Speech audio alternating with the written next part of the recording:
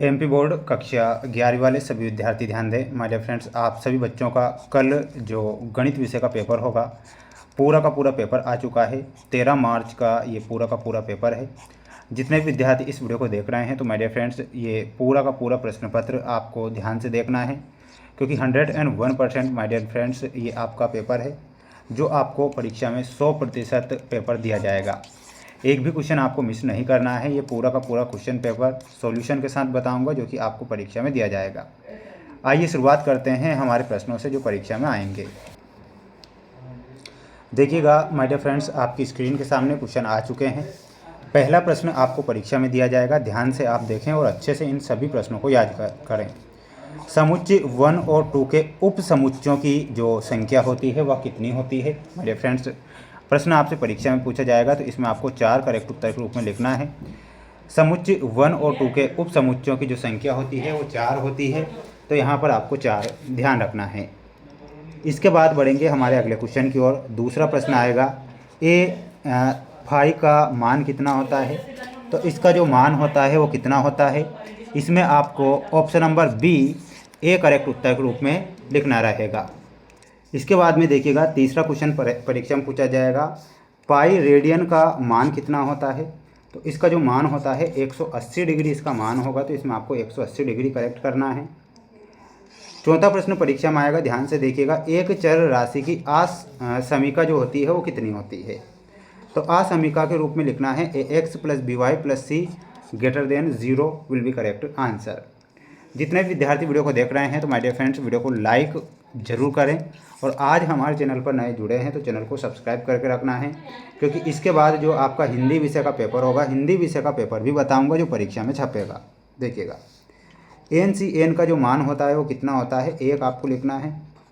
a + b/n के प्रसार में प्रत्येक पद a तथा b की जो घात होती है वो उसका जो योग होगा, तो योग कितना हो जाएगा। तो यहाँ पर आपको ध्यान रखना है n उसका योग होगा, इसमें आपको n करेक्ट आंसर के रूप में लिखना है। ठीक है, बढ़ेंगे हमारे अगले क्वेश्चन की ओर। अगला क्वेश्चन देखिएगा, जिसमें आपको रिक्त स्थान वाले क्वेश्चन दिए जाएंगे। प्रश्न पूछा जाएगा आपसे कि दो धनात्मक संख्याओं a तथा b का गुणोत्तर माध्य कितना होता है। तो गुणोत्तर माध्य के रूप में लिखना है आपको a b। Rekha 4x + y + 5 = 0 का ढाल होता है, तो ढाल क्या हो जाएगा, -4 हो जाएगा। निर्देशांक तल अंतरिक्ष को अष्टांग में विभाजित करते हैं, तो 8 अष्टांग में विभाजित करेंगे, तो इसमें आपको लिख कर आना है 8। यहाँ पर पूछा गया है LIM, है ना, और x 0 1 - cos x बटा x बराबर क्या हो जाएगा, तो x बराबर हो जाएगा 0। ठीक है, तो ये स्क्रीनशॉट ले लीजिए। इसके बाद बताऊंगा अगला क्वेश्चन। देखिएगा, 5वां क्वेश्चन आएगा, एक श्रृंखला के लिए अधिकतम मान और न्यूनतम मान होता है, तो वो क्या होता है, परिसर होता है। तो यहाँ पर आपको आंसर के रूप में लिखना है परिसर। PA + PA- बराबर क्या हो जाएगा, बराबर हो जाएगा 1। ठीक है, तो यहाँ पर आपको आंसर के रूप में क्या लिखना है, 1 लिखना है। अब बढ़ेंगे अगले क्वेश्चन की ओर। अगला क्वेश्चन देख लीजिए, ये रहा आपका अगला क्वेश्चन जो परीक्षा में आपको दिया जाएगा। a बराबर 1 2 3 और b बराबर 1 2 3 4 एक उचित उप समुच्चय है, तो यहाँ पर आपको क्या लिखना है, सत्य लिखना है। sin 2π + x बराबर -sin x, तो ये जो दिया गया है ये क्या हो जाएगा, असत्य हो जाएगा। ठीक है, तो यहाँ पर आपको असत्य लिखना है। एक असमीका के दोनों पक्षों में असमीका के चिन्हों को प्रभावित किए बिना समान संख्याएं जोड़ी जा सकती है, तो बिल्कुल जोड़ी जा सकती है, इसमें आपको सत्य लिखना है।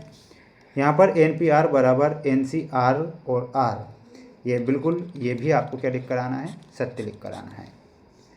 प्रसार के दो पदों के गुणांकों का व्यवस्थित क्रम पास्कल त्रिभुज कहलाता है, बिल्कुल ये आपको सत्य लिखना है। स्क्रीनशॉट ले लीजिएगा, अच्छे से इन सभी प्रश्नों को याद जरूर करें, क्योंकि ये प्रश्न आपको परीक्षा में दिए जाएंगे और 100% प्रश्न पूछे जाएंगे। 3 बिंदु A B C संरेख होते हैं यदि और केवल A B की ढाल बराबर BC की ढाल, तो बिल्कुल ये भी आपको सत्य के रूप में लिखना है। ठीक है, तो ये आपको करेक्ट लिख कर आना है। बढ़ेंगे अगले क्वेश्चन की ओर। अगला क्वेश्चन देख लीजिए, परीक्षा में ये जोड़ी आएगी, इसे आपको ध्यान से देखना है, जोड़ी को बिल्कुल आपको मिस नहीं करना है। क्वेश्चन है आई की पावर 3, इसमें आपको ऑप्शन नंबर सी से मिलाना है। किससे मिलाना है? Option number C. आई की पावर 2, इसमें आपको मिलाना है ऑप्शन नंबर ए -1। आई की पावर 4 में मिलाना रहेगा आपको, देखिएगा ऑप्शन नंबर ई 1। 1 प्लस आई का गुणात्मक जो प्रतिलोम होता है वो क्या होता है? तो इसमें मिलाना है 1/2 ब्रैकेट 1 माइनस आई, ऑप्शन नंबर एफ। आई में आपको मिलाना रहेगा ऑप्शन नंबर जी से, करणी -1। ठीक है, माइनस आई का जो संयुग्मी होता है वो क्या हो जाएगा? तो इसमें आपको ध्यान रखना है सभी विद्यार्थियों को, और इसमें आपको आई से ही मिलाना है, आंसर आई होगा। ठीक है, 1 प्लस आई का संयुग्मी क्या होता है? ऑप्शन नंबर एच 1 माइनस आई। तो ये आपकी जोड़ी, और जोड़ी के नंबर आपकी स्क्रीन के सामने है। याद आपको करना है, पढ़ना आपको है, मेहनत आपको करना है, क्योंकि पेपर आपका है और एग्ज़ाम भी आपको देनी है। एक शब्द या एक वाक्य में उत्तर लिखे वाले ये क्वेश्चन आएंगे परीक्षा में, ध्यान से देखिएगा पूरे क्वेश्चन। ए और यहाँ पर एन, ए का मान लिखिए, तो इसका जो मान है आप सब बच्चों को कमेंट बॉक्स में ज़रूर बताना है। देखते हैं सबसे पहले यहाँ पर आंसर कौन देगा। ठीक है, कोस पाई माइनस एक्स का जो मान होता है वो कितना होता है? इसमें लिखना है कोस एक्स। क्षैतिज रेखा का ढाल लिखिए, तो क्षैतिज रेखा का ढाल होता है 0। क्या होता है? 0। एक्स अक्ष का समीकरण लिखिए, तो एक्स अक्ष का समीकरण क्या होता है? और वो होता है y बराबर 0, और लिखना है z बराबर 0। बिंदु -4 2 5 किस अष्टांग में स्थित है? तो इसमें आपको लिखना है द्वितीय। द्वितीय सही होगा। एक बिंदु x अक्ष पर स्थित है, इसके y निर्देशांक तथा z निर्देशांक क्या है? तो आंसर के रूप में इसमें भी आपको y बराबर 0 और z बराबर 0 लिख कर आना है। d/dx cos x का मान लिखिए, तो इसका मान होता है sin x। ठीक है, तो sin x लिखना है। स्क्रीनशॉट ले लीजिए सभी स्टूडेंट्स। इसके बाद देखिएगा आपकी परीक्षा में ये क्वेश्चन आएंगे, 6वां क्वेश्चन देख लीजिए, स्क्रीनशॉट ले लेना है आपको सभी छात्रों को। ठीक है, ये 7वां क्वेश्चन रहेगा। 8वां क्वेश्चन का आपको स्क्रीनशॉट ले लेना है, 9वां क्वेश्चन और 10वां क्वेश्चन। ठीक है, तो 11वें क्वेश्चन का भी ले लेना है, 12वां हो जाएगा।